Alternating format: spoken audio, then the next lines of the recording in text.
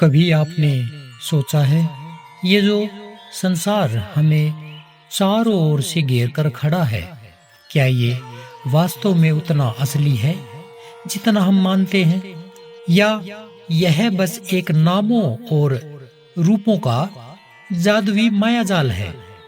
एक बार एक साधक जंगल में भटकता हुआ एक पुराने सन्यासी के पास पहुंचा। उसके मन में प्रश्नों की आंधियां थी। उसने कहा, महाराज, मैंने जीवन में सब कुछ देख लिया, सुख दुख, सफलता विफलता, पर अब जानना चाहता हूं कि ये सत्य क्या है। सन्यासी ने मुस्कुराकर पूछा, तू इस संसार को कितना जानता है?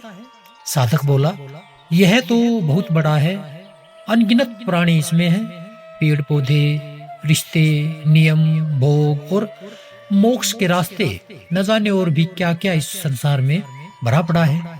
तब उस वृद्ध संत ने बस एक वाक्य कहा। क्या कहा?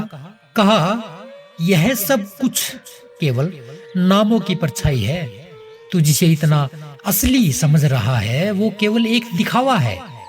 यही बात अष्टावक्र जी ने राजा जनक को इस सूत्र में कही है। उन्होंने कहा है कि हे राजन, यह जो विशाल संसार है, जिसकी शुरुआत से लेकर अंत तक हम विविधता और द्वैत का अनुभव करते हैं, वह केवल नामों से बना है और यह केवल एक कल्पना है। क्या कहा? देखिए, जब कोई व्यक्ति इस सत्य को जान लेता है कि सब कुछ केवल नाम है, केवल विचार है, तब उसके भीतर से सारे प्रयास गिर जाते हैं। वह कोई उद्देश्य लेकर नहीं चलता, कोई सिद्धि पाने की चाह नहीं रखता और किसी भी चीज को खोने का डर उसमें नहीं रहता। उसे लगता है जैसे वह एक रंगमंच देख रहा है, नाटक चल रहा है, पात्र हंस रहे हैं, रो रहे हैं, लड़ रहे हैं, पर भीतर बैठा हुआ वह दृष्टा केवल देख रहा है इन सभी पात्रों को। उसे अब यह भ्रम नहीं रहता कि वह खुद ही अभिनेता है। वह जान जाता है कि मैं इस रंगमंच का हिस्सा नहीं हूं, मैं तो वह हूं जो देख रहा है।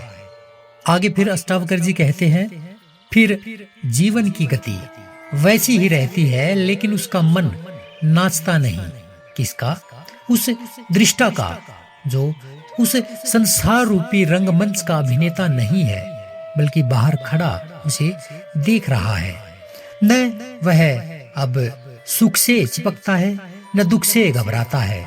सब कुछ एक मौन है, एक सहजता में वह बहने लगता है।